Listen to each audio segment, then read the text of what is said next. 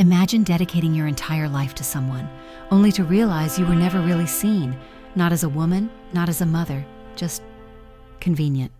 My name is Eleanor. I'm 67 years old. I live in a quiet little house just outside Salem, Oregon. I grow hydrangeas in the spring and drink too much chamomile tea in the fall. To anyone passing by, my life might look gentle, peaceful, maybe even lucky, but there's a silence under all that. One I carried for so long it started to sound like background noise. I didn't speak it, not because I didn't know how, but because I wasn't sure anyone wanted to hear it. And over time, that silence began to feel safer than the truth. The truth is, I left my husband when I was 49. I packed a small suitcase, left a note on the counter, and drove away without looking back. It wasn't dramatic, no shouting, no slammed doors, just years of cold eyes, forgotten birthdays, and sleeping beside a man who hadn't touched my hand in over a decade. I didn't leave because of anger. I left because I was disappearing, and I wasn't ready to vanish. I thought my daughter Rachel would understand. She was in college at the time, strong-willed and full of opinions. I believed she'd see that I was reclaiming myself, that I wanted to be whole, not just a wife by title. But instead, she looked at me like I'd shattered something sacred. "You broke our family," she said. "You gave up." It stung more than anything her father ever said, and that pain never really healed. Over the years, Rachel pulled away. Not dramatically, just little things. The way her calls grew shorter, the way her eyes wandered when I spoke, the way hugs became quick, half-hearted gestures instead of warm embraces. Then came her own divorce, just a few years into her marriage. 2 children, long hours at a demanding job, no time to breathe, let alone rebuild a life. So I stepped in, without question, without asking. I moved into the guest house behind her home. I changed diapers, made school lunches, cleaned up stomach bugs at 3 a.m. I drove to dentist appointments and soccer practice and dance recitals. I was always there, always showing up. She once joked on the phone to a friend, not knowing I could hear, "My mom's basically free childcare, with opinions. What can you do?" I laughed from the kitchen quietly, pretending it didn't hurt, but it did. And not because of the words, but because I realized I had become background, a fixture, something useful, not someone loved. Still, I stayed. Because the kids, my grandbabies, they loved me openly. They'd curl up beside me on the couch, draw me little pictures, tell me about the crushes they had or the fears they didn't want to share with their mom. I knew their hearts, and they knew mine. That was enough, or at least I told myself it was. Rachel never yelled, she never insulted. But her silence, her eye rolls, the clipped tones, it was a quiet cruelty. One you couldn't put a name to, but you felt in your bones. And then came the day everything cracked open. I'd been feeling tired for weeks, not sleepy tired, bone tired. The kind of tired that made walking across the room feel like climbing a mountain. My hands shook. I dropped dishes. I lost weight without trying. Something wasn't right. The doctor confirmed it. Stage 3 cancer, fast-growing, aggressive. That day I left the clinic, I didn't cry. I didn't panic. I just sat in my car and watched the rain pool on the windshield. I wasn't afraid of dying. I was afraid of telling Rachel. What if she saw it as just another inconvenience? If you've ever felt invisible in your own family, please stay with me. This isn't just my story, it might be yours too. Don't forget to subscribe, like, and share if this story resonates. And tell me in the comments, have you ever been made to feel like a burden? When I finally told Rachel about the cancer, it wasn't dramatic. She was standing at the kitchen island, scrolling through her phone while sipping an iced coffee. I had rehearsed the words in my head all morning, unsure how to soften them. There was no easy way to say it, so I just said it. "I have cancer," I told her. "It's late stage." She didn't look up right away. When she did, it was a brief glance, more annoyance than alarm. "Oh," she said, tapping her screen. "Well, you should probably hire someone. I don't really have the time for all that." That was it. No hug, no, "Are you okay?" No offer to go with me to appointments or help me figure out treatment. Just a practical suggestion, like I was a task she could delegate. I remember standing there, nodding politely, even smiling to keep the air light. But inside, something shifted. Something quiet but irreversible. That night, I lay in bed and made a decision. I wasn't going to beg to be cared for. I'd done enough of that in my life. The next morning, I made a call. And 2 days later, Lisa arrived. She was 38. Short chestnut hair, kind eyes, and that type of calm that didn't come from pretending everything was fine. It came from having seen what wasn't. She didn't walk in with false cheer or clinical distance. She just sat across from me on the porch and asked, "Do you want to be called Mrs. Green or Eleanor?" "Eleanor," I said. "Just Eleanor." She nodded. "Then I'm just Lisa." It was the first time in a long time someone asked me what I wanted to be called. In the first week, she managed my medications, prepped light meals, and accompanied me to the doctor. But what she really did was notice things. The way my hands trembled before I realized they were shaking. The way I winced when I stood up too quickly. The way I looked at the empty bird feeder for days without touching it. One afternoon, I came into the kitchen and found her tying a small bag of seed. "Thought the birds might cheer you up," she said, holding it up like a peace offering. They did. We began to settle into a rhythm. After lunch, we'd sit on the porch with mugs of tea. I'd talk about the garden I used to keep before my body betrayed me. Lisa listened, not the polite kind of listening, but the kind where you can tell she's storing your words somewhere safe. "You should tell me what flowers to plant," she said one afternoon. "I've got the hands. You've got the vision." I laughed, really laughed, the kind that lingers in your ribs. But not everyone found Lisa charming. Rachel began visiting more, though not with warmth. She'd arrive in a rush, glancing around like she was checking inventory. She rarely looked at me directly. "How's the nurse?" she asked one afternoon, not even bothering to hide her skepticism.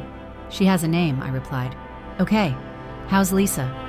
"She's wonderful," I said, maybe too quickly. "She takes good care of me." Rachel's lips tightened. She didn't respond, just nodded once, grabbed her keys, and left without saying goodbye. I began to notice the shift in her, the way her questions had an edge, the way she lingered in rooms without really being present. "You're really letting a stranger do all this?" she asked during one visit, watching Lisa fold laundry. "She's not a stranger," I said. But Rachel didn't like that, not one bit. One evening, Lisa sat beside me while I waited for results from a new scan. My thoughts were spiraling. She said softly, "You've carried everyone for so long, haven't you?" I nodded, but didn't speak. "You don't have to keep holding everyone up," she added. "Let someone carry you for once." That sentence stayed with me long after she left the room. I thought about how many years I'd served without asking anything in return. How I had poured into Rachel's life, her children, her home. I showed up for birthdays, heartbreaks, and broken arms. I had been dependable, available, present, but I had not been seen, until now. That night, I pulled out the old envelope where I kept my will, unchanged since my divorce years ago. Back then, everything was listed in Rachel's name. It had made sense. She was my only child, my legacy. But now, I saw things clearly. My grandchildren, they were kind, open-hearted, and Lisa, she had walked in during my weakest chapter and given me dignity. Not out of obligation, but from something deeper. The next morning, I called my lawyer. I didn't tell Rachel. I didn't need to. I split my estate evenly between my two grandchildren and left the house and savings to Lisa, not out of spite, not to punish. It wasn't revenge. It was protection of myself, of what mattered now, of the quiet truth I had finally stopped apologizing for. It started small. Rachel began showing up unannounced. She'd appear at the back door without knocking, coffee in hand, sunglasses still on, like she'd just dropped by between more important things. But her eyes were sharp, searching. She wasn't visiting to check on me. She was observing, measuring, looking for something out of place. "How many hours is she here?" she asked one afternoon, nodding toward Lisa as she unloaded groceries. "Lisa," I said plainly. "Her name is Lisa." Rachel didn't flinch. "Right, Lisa. Does she cook? Drive? Sleep here?" I blinked, unsure if I was more confused or insulted. "She helps. She's here when I need her." Rachel crossed her arms. "You really think it's smart to let someone that new get so involved?" I set down my cup of tea. "Lisa is not the problem, Rachel. You are." She looked stunned for a second, like I'd slapped her, but she recovered fast. Rachel always did. "She's manipulating you," she snapped. "She knows you're vulnerable. You're sick. People like her know how to get in." "She hasn't asked me for a thing," I interrupted. "Not one thing." Rachel paced the kitchen like a restless animal. "You don't know her," she hissed. "You barely know what day it is anymore, and you're trusting a stranger with your house, your money, your health." I stood up slowly, gripping the table for balance. My knees ached, but my voice was steady. "Lisa has given me more care in 1 month than you have in 10 years. Rachel froze. "She's not family!" she shouted, her voice cracking at the edges. "She's better," I replied quietly. "She's present." Rachel left in a storm of slammed doors and silence, but she didn't stay gone. What came next was worse. She contacted a probate attorney. I got a letter in the mail, an inquiry about my will. Then came the phone calls to distant cousins we hadn't seen in decades, to neighbors, even to the church I used to attend. She was planting seeds, that I wasn't thinking clearly, that Lisa had manipulated me, that she, Rachel, was the loyal daughter being shut out. I heard whispers when I went to the pharmacy. The mailman stopped chatting. One neighbor dropped off soup and asked too gently, "Do you feel safe?" Lisa began shrinking into herself. She stopped sitting on the porch. She folded laundry in silence. One night, I found her wiping tears in the laundry room, turned away from the door. "This is my mess," I said. "No," she whispered. "I'm the one being accused, and I can't even defend myself." I put my hand on her shoulder. "You don't have to. I know the truth." But even the truth gets heavy. The grandchildren, once so affectionate, started pulling back. They didn't stop coming, but they came with hesitance. Their eyes darted to Lisa, unsure. One afternoon, my oldest grandson mumbled, "Mom said she's stealing our house." Lisa overheard. She didn't cry. She just walked out to the backyard and sat under the maple tree until dusk. That evening, she said quietly, "Maybe I should leave. Maybe it'll make things easier." I shook my head. "You don't get punished for being kind. You stay." But the house felt smaller, heavier, like Rachel's shadow was pressed into every room. And then came the breaking point. It was a Thursday. Lisa had stepped out to run an errand. I was dozing in the living room when the front door burst open. Rachel. Her heels hit the floor like thunder. "Where is she?" she barked. I sat up slowly. "She's not here." Rachel stood over me, her arms rigid, her jaw clenched. "Are you really giving her everything?" I looked up at her, not with fear, not even anger, just clarity. "You gave me distance, blame, silence," I said. "Lisa gave me love." Rachel stepped back, eyes wide, chest heaving. "You're choosing her over me?" "No," I said. "I'm choosing me, for the first time in my life." She didn't respond, just turned on her heel and slammed the door behind her. I sank back into the couch, exhausted but lighter than I'd felt in years. For the first time in decades, the silence that followed didn't feel like punishment. It felt like peace. Weeks passed. The house settled into something quiet but steady.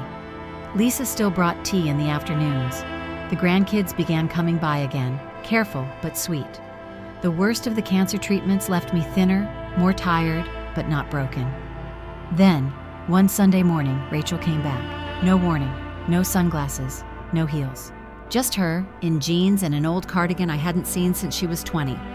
She stood in the doorway holding a small weathered envelope in both hands, like it might burn her fingers if she let go. She didn't speak at first, just held the envelope out to me. "What is it?" I asked. "It's from Dad," she said. "He wrote it to me before he died. I found it years ago. I never showed it to you." My hands trembled slightly as I opened it. I recognized the handwriting immediately, sharp, slanted, rushed. His tone was familiar too, but this time, there was something else. Regret. In the letter, he admitted everything. The emotional distance, the coldness, how he shut me out. He even wrote, "Your mother didn't leave us. She saved herself." At the end, he asked Rachel, begged her to forgive me one day. I looked up from the page and saw Rachel standing there, her eyes red, her voice barely holding. "I blamed you because it was easier than blaming him," she whispered. "And then I just never stopped. I was wrong." I exhaled slowly. So much history sat between us, some of it spoken, most of it not. "We can't go back," I said gently, "but we can move forward, differently." She nodded, tears spilling now. "I don't deserve your forgiveness." "You don't," I said, "but I'm giving it anyway, because I need peace more than I need an apology." Lisa stepped in from the hallway and paused.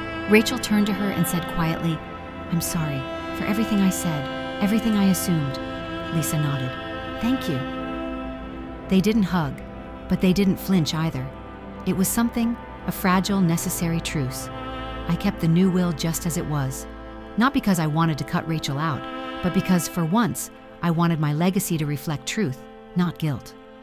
That night, I wrote a letter to myself. I'm proud of the woman who finally said enough. I chose myself. And that was more than enough. If you've ever spent a lifetime proving your worth to people who never saw it, please hear me. You deserve more.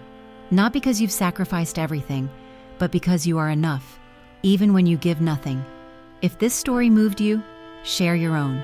Leave a comment. Let's not carry our silence alone anymore.